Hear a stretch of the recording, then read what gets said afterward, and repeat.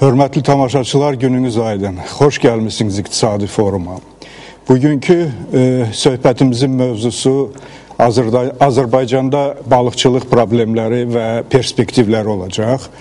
Müzakirəyə keçməzdən öncə mən istərdim həmişə kimi sizə qonaqlarımızı təqdim edim. Məndən solda Tariyel müəllim Məmmədov əyləşib. Tariyel müəllim Ekologiya və Təbii Sərvətlər Nazirliyinin Balıqçılıq İnstitutunun direktor müavini, amma eyni zamanda Xəzər ətrafı ölkələrinin bir komissiyası var. Bu Su Bioresursları Komissiyası həmin komissiyanın üzvüdür. Tariyel müəllimi solunda Vahid müəllim Məhərrəmov əyləşib. Vahid müəllim İqtisadi Tədqiqatlar Mərkəzinin ekspertidir. Məndən sağda xarici qonağımız, hörmətli John O'Connell əyləşib. John USAID-nin, yəni Amerika Birləşmiş Ştatları İnkişaf Agentliyinin Azərbaycanda həyata keçirdiyi rəqabət və ticarət layihəsinin ekspertidir. John'un sağında Qalib Toğrul müəllim əyləşib. Qalib müəllim İqtisadi Tədqiqatlar Mərkəzinin ekspertidir. Hörmətli qonaqlar, xoş gəlmişsiniz İqtisadi Foruma. Ümid edirəm ki, bugünkü aktual mövzuya həsr olunmuş söhbətimiz həmişə kimi maraqlı olacaq. Hörmətli tamaşaçılar, öncə qeyd etdiyim kimi balıqçılıqla əlaqədar məsələləri nəzərdən keçirəcəyik. Və mən istərdim söhbətə başlayaraq ilk öncə sözü Vahid müəllimə verim. Sualım da belə olacaq. Mən bilirəm ki, sizin mərkəz bu sahədə xüsusi bir layihə üzərində işləyir və həmin layihə çərçivəsində siz müəyyən tədqiqatlar aparmışsınız. Bu tədqiqatların nəticəsi barədə Vahid müəllim, buyurun. Olduqca ölkəmiz üçün əhəmiyyətli və vacib bir deməli məsələyə toxunulub. Biz də bu məsələnin yerlərdə deməli bu layihə ilə bağlı tədqiqatlar aparmışıq və demək olar ki, kifayət qədər bu sahədə perspektivdə, yəni yaxşı nəticə verə biləcək işlər gözlənilir və bu məsələnin həllində də bir sıra problemlər aşkarlanıb ki, onun da demək olar ki, həlli istiqaməti göstərilmişdir. Ümumiyyətlə, mən istərdim ki, deməli, məqsəd nə olub? Məqsəd, deməli, balıqçılıqda rəqabət qabiliyyətliyi müəyyən etmək üçün daxili resurs xərclərinin təhlil aparılıb. Bu, tədqiqatın məqsədi olub. Tədqiqatın vəzifəsi isə mövcud dəyər zəncirinin maliyyə və iqtisadi mənfəətliyi yəni qiymətləndirilib və model yaranıb. Yəni, əgər yaxşı yemləmə təşkil olunarsa, bu halda maliyyə və iqtisadi mənfəətlik necə görünür, necə alınır? Yəni, bizim tədqiqatın vəzifəsi bundan ibarət olmuşdur. İndi toxunmaq istəyərdim, ümumiyyətlə balıqçılıq bilirsiniz də, son vaxtlar Azərbaycan əhalisi də, ümumiyyətlə dünyada da balıq istehlakı getdikcə artır. Təəssüflər olsun ki, istehlak artdıqca hasilat azalır. Hasilat xüsusən dəniz və deməli, okean balıqlarının hasilatı get-get azalır. Bu hasilatın azalmasının yerini tutan isə deməli göl balıqçılığıdır. Süni göl balıqçılığıdır ki, bu süni göl balıqçılığının artım tempi hər ildə 7% keçir. Deməli, əhalinin dünya üzrə 7% keçir. Bəli, illik artım tempi 7% keçir. Deməli, dünya əhalisi 1,3% artdığı halda təsəvvür eləyin ki, 7% balıq istehsalı artırsa bu nə deməkdir? Deməli, dünya əhalisinin balığa olan tələbatı get-gedə artır. Bu da nədən yaranır? Aydındır ki, əhalisinin tələbatı yoxsa təklif artır? Təklif artır. Təklif də ona görə artır ki, buna tələbat artır. Bunlar bir-birindən çox sıx əlaqəlidir. Siz bunu gözəl bilirsiniz. Deməli, burada bizim ölkədə vəziyyət necədir? Təəssüflər olsun ki, bizim ölkədə də, yəni dəniz balıqçılığı get-gedə azalmaq üzrədir. Bunun yerini, bu azalmanın yerini ithal balıqçılığı get-gedə tutur. Bizim ölkənin deməli balıq idxalı getdikcə artır, ixrac isə azalır. Bundan əlavə, indi son vaxtlar o da müşahidə olunur ki, bəli, bizim ölkədə də istehlak payı artıb, o cümlədən istehsal da azalır, istehsal da artır. İstehsal nəyin hesabına artır? İstehsal göl balıqçılığının hesabına artır. Bu artım elə sürətli deyil, nisbidir. Təsəvvür eləyin, adam başına balıq norması 20 kiloqramdırsa, biz istehlak eləyirik 6 kiloqram 900 qram. Ancaq dünyada deməli istehlak 16 kiloqram 700 qramdır. Dünya istehsal eləyir 20 kiloqramdan artıq, yəni o fərq də deməli bu balıqçılıqda bilirsiniz də balıq unu istehsal olunur, bu təkrar istehsala gedir, bu onunla bağlıdır, yəni o fərq onunla bağlıdır. İndi belə aydın olur ki, bizim ölkədə ümumiyyətlə balıq istehsalından bağlı, yəni həm istehlakınla bağlı, həm istehsalınla bağlı bəzi problemlər var. İndi açıqlayaq, bu problem nədən ibarətdir? Deyək ki, hər hansı bir sahənin fəaliyyəti üçün nə lazımdır? Söhbət yox ki, devlətin siyasəti. Devlətin siyasəti nədən ibarətdir? Devlətin siyasəti ilk növbədə qanunvericilik bazanı yaratmaq və stimullaşdırıcı tədbirlər görmək. Bundan ibarət. İndi gəlin baxaq görək, qanunvericilik bazası bizdə hansı səviyyədədir? Azərbaycan Respublikasının balıqçılıq haqqında qanun qəbul olunub. 1998-ci ildə qanun qəbul olunub. Bu qanuna biz, yəni bu araşdırmaları apararkən... Əsas müəlliflərdən biri Tariyel müəllim, bəli, buyurdu ki, Tariyel müəllimdir. İndi biz bu qanuna baxaq, görək, bu qanun bizim balıqçılığın fəaliyyətinə və yaxud da bu sahənin inkişafına imkan yaradırmı? Baxırıq, balıqçılığın 7-ci maddəyə baxırıq. Əsasən burada balıqçılıq sahəsində dövlət siyasətinin əsas prinsipləri göstərilib. Bu prinsiplər 5 prinsipdir. Bu prinsiplərin hamısında deməli balıq ehtiyatlarından söhbət gedir ki, Tariyel müəllim bunu gözəl bilir ki, bu balıq ehtiyatlarını ümumiyyətlə süni göl balıqçılığına demək olar ki, aidiyyatı yoxdur. İndi təsəvvür eləyin, bu qanunda süni göl balıqçılığının deməli haqqında dövlət siyasəti demək olar ki, bu maddədə yoxdur. Keçirik digər bir maddəyə. Harada ki, bu göl balıqçılığına aidiyyatı olan deyək ki, bir punkt var. Bu 12-ci maddədir. İndi 12-ci maddədə nə göstərilir? MTə məqsədi ilə balıq yetişdirmə təbii su hövzələrində və xüsusi layihələr əsasında yaradılmış göllərdə və nohurlarda müvafiq texnologiyalar əsasında həyata keçirilir. Deməli, MTə məqsədi ilə balıq yetişdirmə məşğul olan hüquqi və fiziki şəxslərin fəaliyyətləri bu qanunla yanaşı Azərbaycan Respublikasının su, torpaq, əmlak və digər qanunvericilik aktları ilə tənzimlənir. İndi belə çıxır ki, təbii su hövzələrində balıqçılıqla məşğul olmaq olar, ancaq süni yaradılmış deyək ki, göllərdə balıqçılıqla məşğul olmaq üçün xüsusi layihələrə ehtiyac var. Bu qanunda, bəli, bu qanunda var, ancaq bunun izahı yoxdur. Deməli, burada... İzahı yoxdur deyəndə qanunaltı normativ sənəd bəlkə yoxdur. Bəli, bəli, bu yoxdur. Bundan əlavə də bilirsiniz necədir. İndi o dediyimiz kimi burada torpaq haqqında qanuna da biz baxırıq ki, torpaq haqqında qanunda yaxşı deyək ki, bu işlə məşğul olmaq üçün müraciət edən sahibkarları nə gözləyir? İndi torpaq haqqında qanuna baxanda görürük ki, deməli, burada da bəzi problemlər var. Torpaq 7 kateqoriyaya bölünüb. Burada məhz balıqçılıq, deyək ki, göl balıqçılığından məşğul olmaq üçün torpaq sahəsi müəyyən edilməyib. bugün problemlərlə üzləşir sahibkarlar. Deməli, onlar pay torpağı alıb. O pay torpağı kənd təsərrüfatı məhsulu istehsalı üçün yararsızdır. Bunlar istəyir ki, həmin pay torpağında balıqçılıqla məşğul olsun.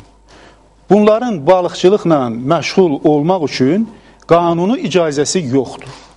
Və deməli, biz apardığımız tədqiqat əsasında belə faktlar da ortaya çıxdı ki, Şəki Zaqatala bölgəsində bu formada yaranmış gölləri yerli deməli məmurlar dağıtmış, orada olan fermerləri, sahibkarları 800 min manat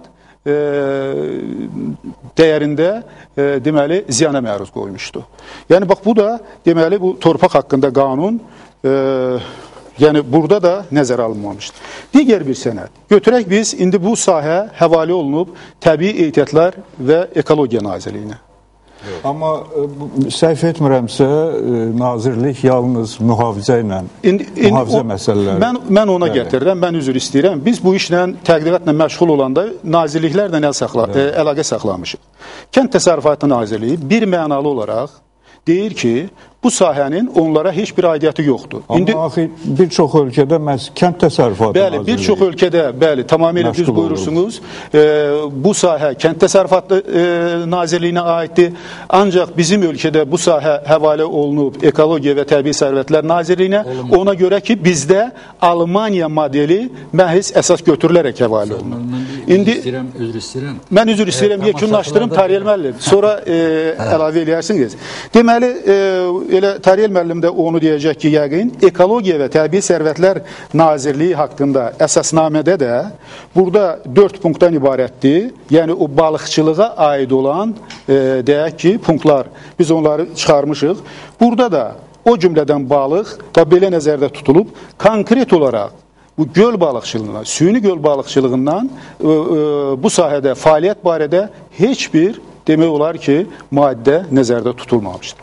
İndi Tariyel müəllim dediyi kimi keçək digər bir sənədə. Hansı sənəd?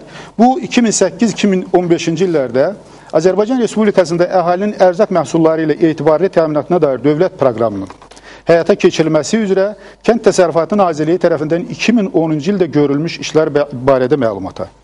Burada biz nəyi deməli tapdıq? Deməli, baxmayaraq ki, hüquqi baxımdan və faktiki olaraq de facto, de jure Kənd Təsərrüfatı Nazirliyi bu işlə məşğul olmur. Ancaq bu sahədə çalışan fermerlərin fəaliyyətini öz nailiyyəti kimi qabardır. Yəni, buradan həmin o deməli proqramda 2010-cu ildə görülmüş işlər kimi Kənd Təsərrüfatı Nazirliyi orada deyək ki, nə qədər hektar sahə və nə qədər bu işlə məşğul olan fiziki və hüquqi şəxslər var. Bu haqda informasiyanı həmin o deməli proqrama əlavə etmişdi, görülmüş iş kimi. Və təəssüflər olsun ki, Kənd Təsərrüfatı Nazirliyi... Proqramda kimə tapşırılmışdı bu iş? İndi onu da deyəcəm. Həmin proqramda bircə cümlü ilə, kiçik bir cümlü ilə deməli yazılıb ki, göl balıqçılığının inkişafından deməli məşğul olunmalıdır. Proqramda yazılır və qabağına yazılır ki, Ekologiya və Təbii Sərvətlər Nazirliyi. Həmin proqramda məhz, həmin cümlə, bir cümlədir, o da şüar kimi orada verilib. Yəni, onun arxasında heç bir yəni, fəaliyyət görünmür. Dediyim kimi, burada Kənd Təsərrüfatı Nazirliyinin verdiyi məlumatı sonra biz tutuşturduq Statistika Komitəsinin verdiyi məlumatla. Burada tamamilə əks rəqəmlər ortaya çıxdı. Bir-birindən fərqli, ziddiyyətli rəqəmlər ortaya çıxdı. Yəni, bunu deməkdə mənim məqsədim ondan ibarətdir ki, ümumiyyətlə bizim tədqiqatın gəldiyi nəticə ondan ibarətdir ki, hökumət strukturları, baxın, deməli, Kənd Təsərrüfatı Nazirliyi, İqtisadi İnkişaf Nazirliyi, Ekologiya və Təbii Sərvətlər Nazirliyi, hətta Statistika Komitəsi. Bütün bunların bu sahədən elə bil ki, bixəbərdirlər, məlumatsızdırlar. İndi bu aparılan deyək ki, siyasətin ikinci tərkib hissəsi, deyək ki, stimullaşdırma məsələsi. Stimullaşdırmaya keçməzdən öncə mən istəyərdim ki, Vahid müəllim, birincisi bir sıra suallar qalxdı burada, Tariyel müəllim yəqin ki, öz şərhini verəcək. Və eyni zamanda hamınızdan üzr istəyib, mən bir balaca ara vermək istərdim. Hörmətli tamaşaçılar, bizdən ayrılmayın, maraqlı söhbətimiz davam edəcək. Hörmətli tamaşaçılar, söhbətimiz davam edir. Mən istərdim Vahid müəllimin qaldırdığı suallara Tariyel müəllim şərhini versin.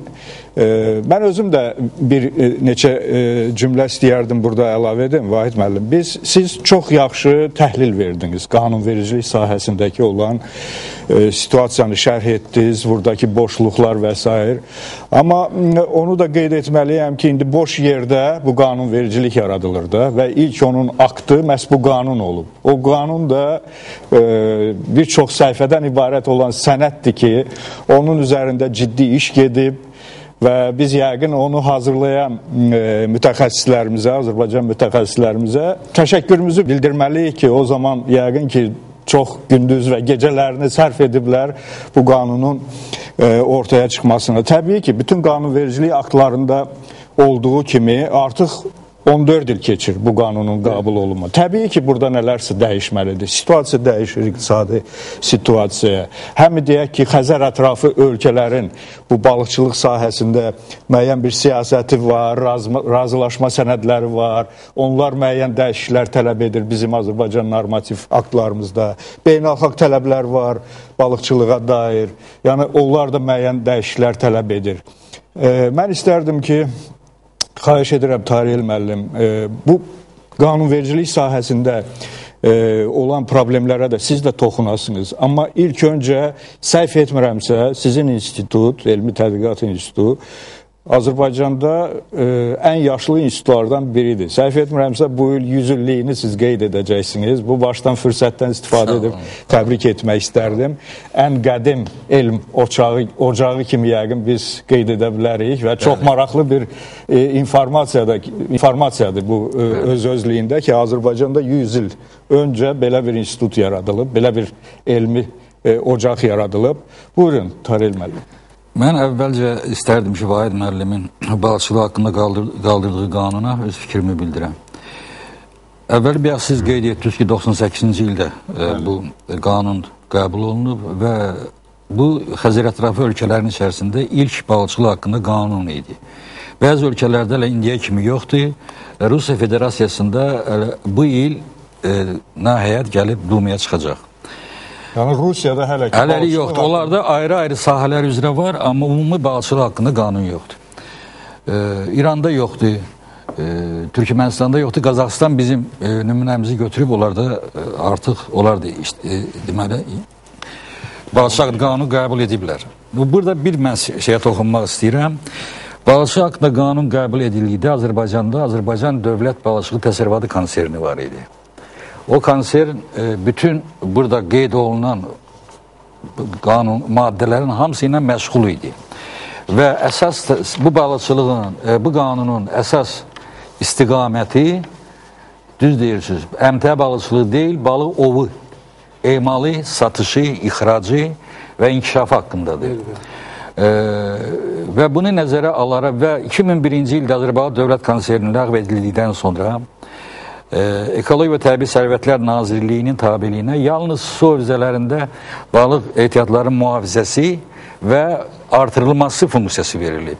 Deməli, əsas funksiya, əgər Azərbaycan Dövlət Konserinin fəaliyyətini götürdükdə bu heç 5%-ni təşkil etmirdi konsernin fəaliyyətinin.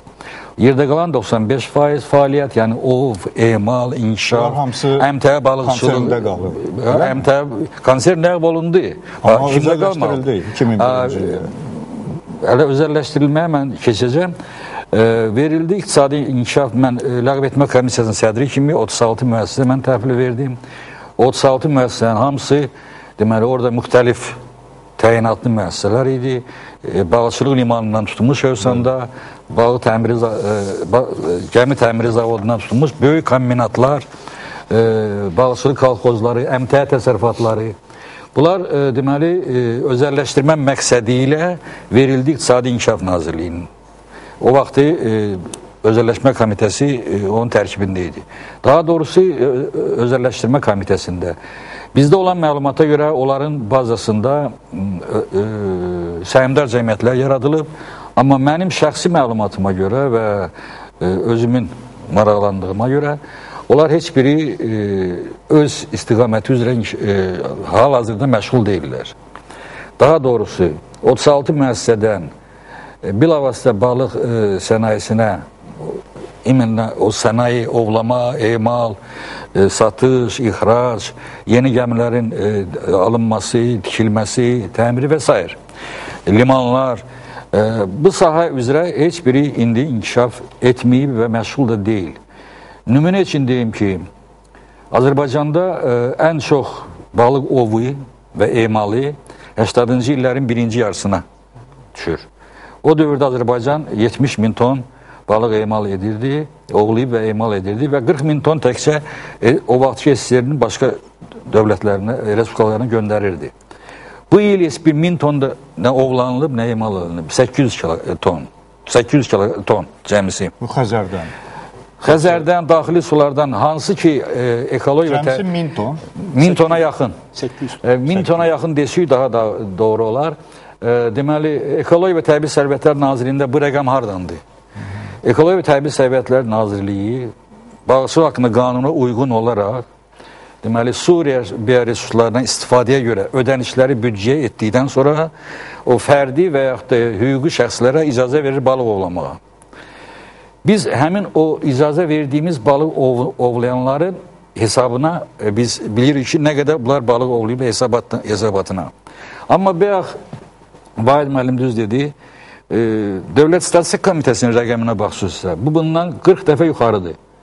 Çünki bütün bazarda satılan balıqları balıq ovu kimi qəbul edir. Mən bir daha deyirəm, balıq ovu Azərbaycanda 11-ci ildə 1000 tona çatmayıb. Bu, deməli, hesabata daxil olandır, rəqəmdir. Amma əsas məsələsi mən qayıtmaq istəyirəm, Vahid müəllim qaldırdığı məsələyə ki, bu qanunda siz göl balıqçılığı deyirsiniz, o əmtəə balıqçılığı adlanır. Əmtəə balıqçılığı haqqında qısaca bir cümlə var. Bəli, elədir. Bu qanun qəbul olunanda balıq, Rusça buna deyirdilər, zakon ribolovstvi, balıq ovlama, emal və satış. Əmtəə söhbəti burada yox idi. Ona görə ki, xüsusi əmtəə balıqçılığı haqqında qanun olmalıdır. Hal-hazırda bu qanun layihəsini biz hazırlanmışıq və bunu Birləşmiş Millətlər Təşkilatının Ərzaq Təşkilatı FAO ilə birgə biz indi ona baxırıq və orada sırf əmtəə balıqçılığı haqqında qanundur. Deməli, zakon akvakulturu adlanacaq. Orada deməli, indi bir məsələ qalxıb ki, biz onu ayrıca eləyək, yoxsa bura əlavələr eləyək. Sonuncu razılığa gəlinib ki, o təxminən bir neçə fəsil, 2-3 fəsil kimi bura əlavə olunsun. Ya belə, ya ayrıca qanun bu il qəbul olunacaq. Deməli, o sizin nazirliyə aiddir. Ona görə siz onunla məşğul olursunuz. Mən indi deyəcəm də, bu bir növ yiyəsiz qalıb bu sahə. Əmtəə balıqçılığı hal-hazırda yiyəsizdir o mənada ki, özəlləşməyə getdiyinə görə belə çıxır ki, buna İqtisadi İnkişaf Nazirliyi baxmalıdır və Özəlləşmə Komitəsi ilə birgə. Yazıq balıqçılar ora gedirlər, orada deyir, belə bir şey bilmirik nədir. Bizə gəlirlər, bizim haqqımızda prezident tərəfdən təsdiq olunmuş əsasnaməyə görə biz bu işlə məşğul ola bilmərik. Və belə dairəli belə dairə yaranıb ki, bunlar hara getsinlər. Mənə çox müraciətlər, çıxılmaz vəziyyətdə, mənə çox müraciətlər olunur, bu nə etmək olar? Mən bəzən Lorildə deyirəm ki, həyətində sənin torpağı varsa, orada toğu yetişdirirsən, deyir, hə, kimlə icazə alırsan, heç kimlə. O torpağı qaz, orada balıq da yetişdir. Sən kim gəlib nə deyəcək? Amma gəlib deyənlər tapılır. Söhbət ondadır ki, gəlib deyənlər tapılır.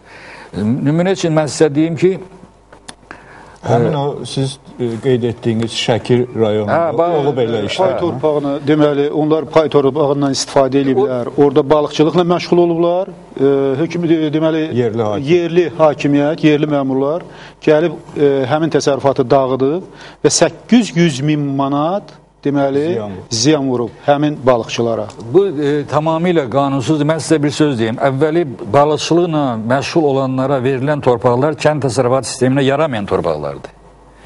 Atılmış torpaqlardır.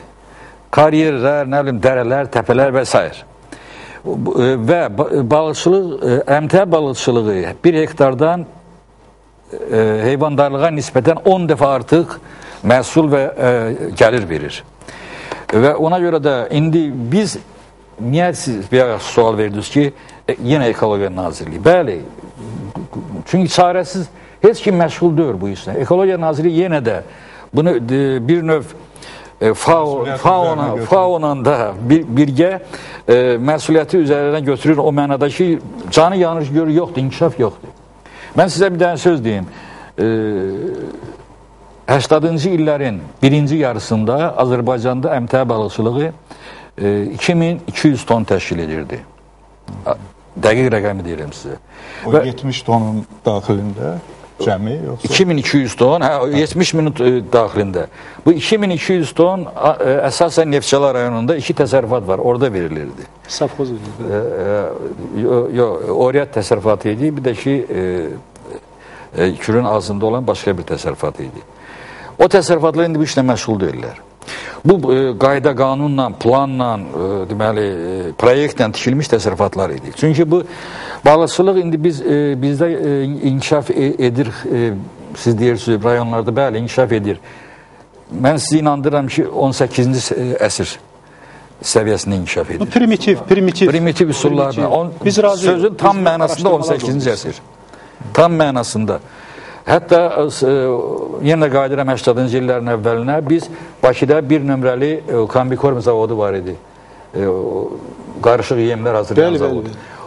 O xüsusi balıqçılıq üçün yemlər hazırlayırdı. Hökumətin ona verdiyi tapşırıqla, çünki o yemlər heyvandarlığa hazırlanan yemlərlə, balıqçılığa ayrılan yemlərin ingrediyentləri tamamilə müxtəlifdir. Tam fərqli.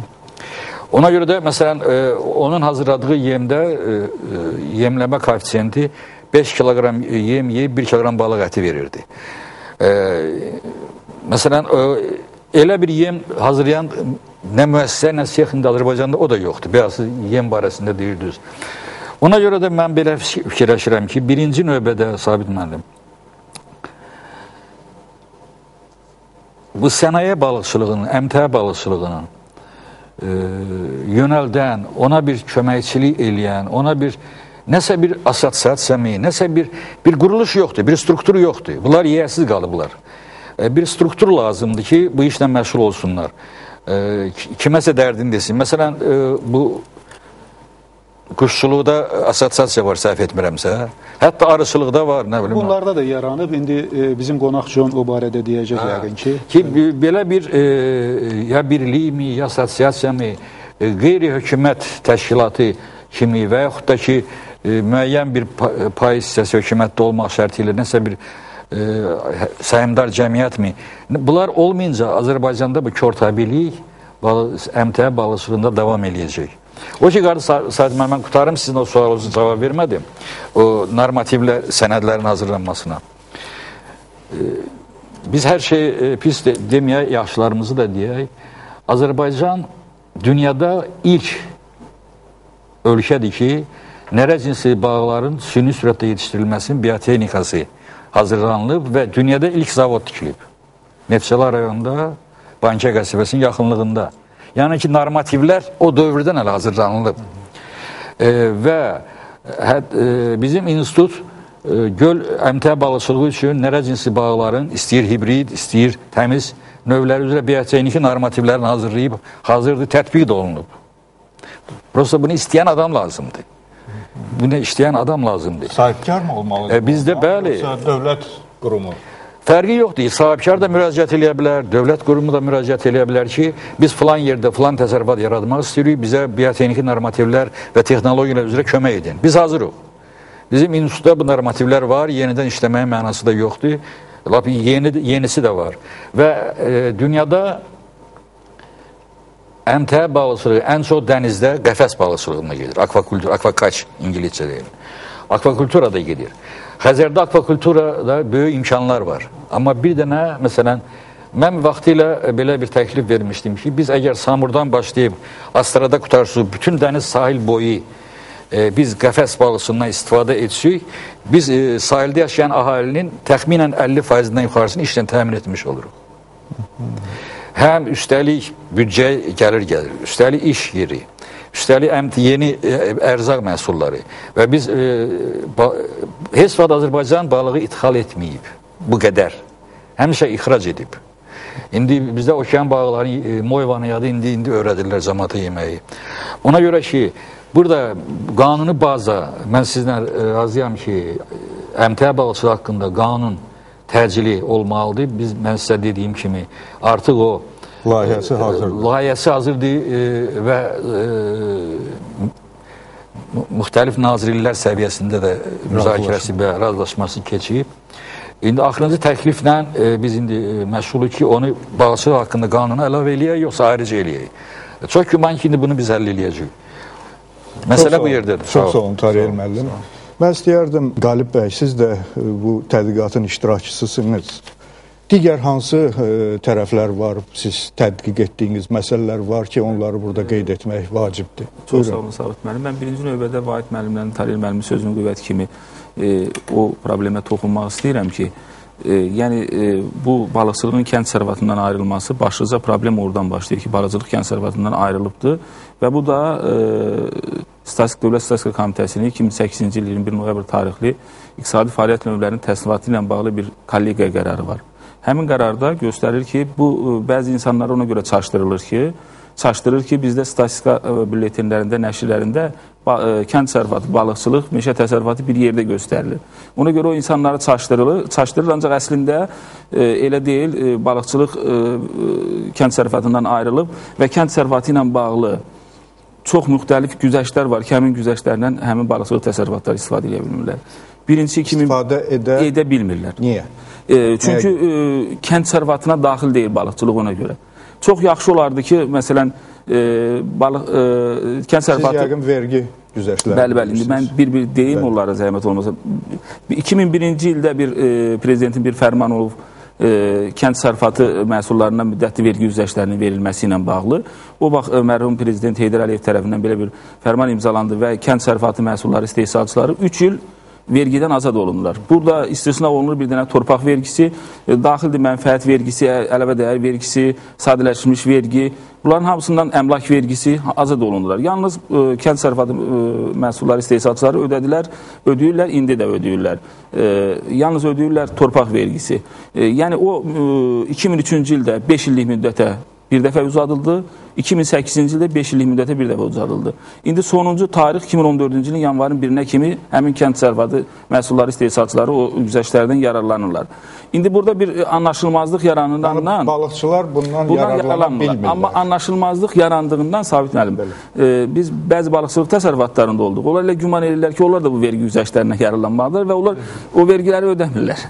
Əslində bunlar qanuna ziddir, onlar o vergiləri ödəməlidirlər. Bundan başqa, siz bilir ki, dolayı şəkildə başqa subsidiyalar var kənd sərvəti məhsulları istehsalçılarına, o yanacağın, motor yağlarının, gübrələrin 50%, təxminən 50% həcmində subsidiya verilir. Bundan başqa kənd sərvəti məhsulları istehsalının sığortanın stimullaşdırılması ilə bağlı prezidentin fərmanı var. Orada nəzərdə tutulur ki, əgər kənd sərvəti məhsulları istehsalçıları öz məhsullarını sığorta eləsələr, onlar 50%, sığorta haqqının 50%-i dövlət tərəfindən ödənilir və dövlət büdcəsindən də hər il bunun üçün müəyyən miqdarda son zəvə 750 min manat pul ayrılıb. Düzdür, bunun konkret mexanizmi olduğuna bu mexanizm işləmir. Yəni, mən o mənada razıyam hər iki çıxışçının sözləri ilə ki, bizdə kənd sərvəti balıqçılıqda çox kustar üsullarla yetişdirilir balıqlar. Hətta Vahid müəllimin açıqladığı o dövlət proqramının icrası ilə bağlı 2010-cu il göstəricilərini ki, Kənd Sərvəti Nazirliyi açıqlayıb, orada göstərir ki, balıqlar qidalandırılır, buğda ilə, arpa ilə, qamışla, digər təbii şeylərlə. Əslində belə olmalı deyil. Tariyel müəllim çox gözəl bilir ki, bunların yemlərinin tərkibində müəyyən miqdarda protein olmalıdır. Onun müəyyən həddi var ki, o proteini o balıq qəbul eləməlidir ki, balığın normal inkişafı, normal böyüməsi olsun. Eyni zamanda o cür yemlərlə qidalanmaq həmin balıqlara siz təsəvvür edin ki, əgər hazır yemlə qidalanan balıqlarla bu cür yemlə qidalanan balıqlar arasında yemin miqdarında 3 yarım dəfə fərq var. Yəni daha çox yem verməlisiniz. Eyni zamanda o yemlərlə qidalanma da balığın keyfiyyətini aşağı salır. Digər bir problem balıqçılıqda ki, həmin balıqçılıq təsərrüfatlarında mən əmtə balıqçılığı nəzərdə tuturam, göl balıqçılığının. Orada demək olar ki, heç bir gigiyenik profilaktik qaydalara əməl olunmur. O göllər 4-5 ildən bir boşaldılmalıdır. O göllər təmizlənməlidir, otlardan, üzüm maddələrdən təmizlənməlidir. Bunların heç biri aparılmır. İldə heç olmasa 3 dəfə, 4 dəfə ixtiopatolog tərəfindən o göllərdən balıqların nümunələri götürülməlidir və onun xəstəliklər müəyyənləşdirməli ki, burada xəstəlik var, yoxsa yoxdur. Onların heç biri həyata keçirilmir. Müəyyən dərmanlarla işlənmələr aparılmalıdır. Onların heç biri həyata keçirilmir. Yəni, bu çox böyük problemlər var. Amerika İnkişaf Agentliyi də adətən o sahələrin tədqiqi ilə bağlı maliyyə vəsaiti ayırır ki, o sahələr ixrac üçün potensial bir sahə olsun. Yəni burada balıqçılığa da biz o cür baxırıq ki, siz Amerika Birləşmiş Ştatlarının İnkişaf Agentliyi ayırdığı vəsaitdən maliyyə vəsaiti. Yəni o maliyyə vəsaitinin məqsədi nədir? O maliyyə vəsaitinin məqsədi birinci növbədə o daxili resurs xərclərini hesablamaqdır. Və onun əsasında müəyyənləmək lazımdır, mənfəətliyi müəyyənləmək lazımdır. Sonra müəyyənləmək lazımdır ki, burada əsas məsələlərdən biri, Tarih müəllim çox gözəl bir o şeyləri, sıxlıq məsələsidir. Yəni, nə qədər sıxlıq artırılsa, balıq istehsalı nə qədər arta bilər. Gəlin onda, Qalib müəllim, etiraz eləmirsinizsə, burada bizim hörmətli qonaq iştirak eləyir, John O'Connell, və ondan xahiş edək. Hörmətli tamaşaçılar, bizim bir neçə verilişimiz, bilirsiniz ki, bir neçə verilişimizdə qeyd olunmuşdu ki, Azərbaycanda Amerika Birləşmiş Ştatlarının İnkişaf Agentliyi tərəfindən böyük bir layihə həyata keçirilir, sahibkarlığın Azərbaycanda inkişafı ilə əlaqədar və həmin layihə çərçivəsində bir sıra istiqamətlərdə tədqiqatlar aparılır, qanunvericilik aktları hazırlanır və s. Belə texniki yardımlar da həyata keçirilir. Həmin sahələrdən biri də balıqçılıq sahəsidir. Bu sahədə də beynəlxalq ekspertlər işə cəlb olunur və cənab John O'Connell həmin beynəlxalq ekspertlərdəndir. Mən xahiş etmək istəyirəm ki, layihə haqqında biraz bizə məlumat verəsiniz. Buyurun. İlk olaraq çox sağ olun ki, məni öz verilişinizə dəvət eləmişsiniz. Amerika Birləşmiş Ştatlarının Beynəlxalq İnkişaf Fondu Azərbaycanda artıq 7 ilə yaxındır ki, balıqçılığın inkişafı ilə bağlı müəyyən layihələri başlayıb və bu layihələri yerinə yetirir və biz əslində bu işdə çox maraqlıyıq. Hal-hazırda individual olaraq hər bir fermerlərlə ayrıca müəyyən məsləhətləşmələr keçiririk ki, onlar balıq yetişdirmək üçün müəyyən inkubatorları necə daha effektiv qura bilərlər, hansı yemlərdən istifadə edərək istehsalı artıra bilərlər və bu barədə onlarla müxtəlif individual görüşlər keçiririk. Biz əslində eyni zamanda onlara müəyyən birliklər, müəyyən assosiasiyalar yaratmaqda da köməkli göstəririk və mən əslində sizə demək istərdim ki, biz belə bir assosiasiyanın şimal-qərb regionunda yaratmışıq artıq və bununla bağlı işləyirik. Eyni zamanda balıqçılıq sənayesini daha yaxşı başa düşmək üçün təbii ki, burada əyləşən və bizim əməkdaşlarımız və bizim partnerlarımız olan İqtisadi Tədqiqatlar Mərkəzi və digər qurumlarla da yaxından işləyərək biz çalışırıq ki, eyni zamanda tədqiqatımızı aparaq və bu sahədə hansı yeniliklərin olmasını, hansı çətinliklərin olmasını göstərək və bunları həll edə bilək. Mən eyni zamanda onu qeyd etməliyəm ki, Azərbaycandakı balıqçılıqla məşğul olan fermerlərin əksəriyyətində bəzi texniki bilik çatışmazlığı vardır ki, bu da onların işini qurmaqda onlara çətinlik yaradır. Lakin bu eyni zamanda onu göstərir ki, onlar çox həvəslidirlər bu işlə və bu işi davam etdirməkdə və bilirlər və istəyirlər ki, daha çox istehsal əldə etsinlər və biz çalışırıq ki, onlara kömək edək. Deməzdim ki, bəlkə bizim üçün bu çətin olar Xəzər dənizindəki əvvəl yaşamış balıq sayını əvvəlki səviyyəyə çatdırmaq, amma biz gördüyümüz işlərlə çalışırıq ki, ən azından digər Xəzər dənizi yox, çaylarda, axınlarda olan noxudlardakı balıq istehsalını artıraq və bununla da tələbatı ödəyə bilək. Və eyni zamanda bu onun üçün əhəmiyyətlidir ki, bu belə olduğu təqdirdə Azərbaycan artıq kənar xarici bazarlardan asılı olmayacaq və öz tələbatını, balığı olan tələbatını öz daxili bazar hesabına, istehsalı hesabına verəcəkdir. Təşəkkür edirəm. Mənim bir sualım var əlavə, mümkünsə. Dünya təcrübəsinə əsaslanaraq sizin bilirəm ki, geniş məlumatınız var digər ölkələrin təcrübəsi haqqında. Azərbaycanda balıqçılığın problemlərini həll etmək, perspektivi təmin etmək üçün siz necə bilirsiniz? Burada xüsusi dövlət qurumuna ehtiyac varmı? Yoxsa mövcud nazirliklərdən hansınasa, Kənd Təsərrüfatı Nazirliyi, hansısa başqa nazirliyə bu məsələlər tapşırılmalıdır? Yoxsa ki, assosiasiyaların rolu burada ön planda olmalıdır? Yəni, əsas rol onlar oynamalıdır. Yəni, dövlət qurumu, xüsusi agentlik, yoxsa ki, assosiasiyalar. Hansı yol daha düzgündür sizcə? Onu deyim ki, mən Azərbaycanda hökumət quruluşunda və burada hansı institutların necə işləməsi haqqında bu qədər də bilikli deyiləm. Amma assosiasiyalara gəldikdə isə onu qeyd edim ki, mənim fikrimcə, təcrübəmdə assosiasiya dedikdə əslində müəyyən biznesmenlər, sahibkarlar, burada isə balıqçıların, balıqçı fermerlərin bir yerə toplaşması deməkdir.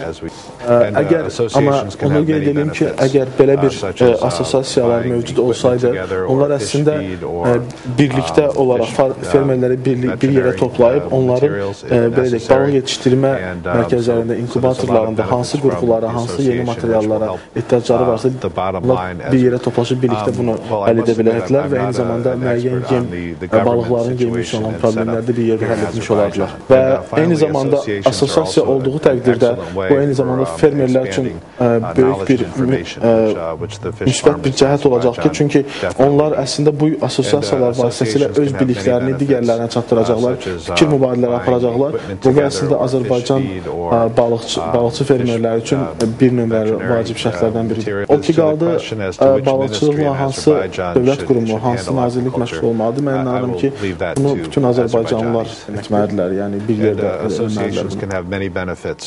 Təşəkkür edirəm. Deyək ki, mən Azərbaycan fermeri yeni bir sahə ilə məşğul olmaq istəyirəm, balıqçılıqla. İlk növbədə burada hansı problemlərlə rastlaşacağım? Varmı belə problemlər? Yoxsa elə gedib öz torpağımda müəyyən bir şərait yaradıb balığı yetişdirə bilərəm?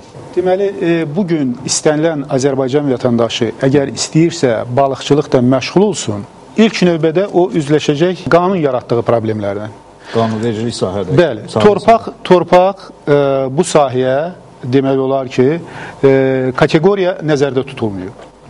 Əgər siz öz təsərrüfatınızda, deyək ki, pay aldığınız torpaqda bu sahə ilə məşğul olmaq istəyirsinizsə, bu qeyri-qanunudur. Ona görə qeyri-qanunudur ki, bu torpaq kənd təsərrüfatı məhsulu istehsalı üçün nəzərdə tutulub, ona görə sizə pay edilir.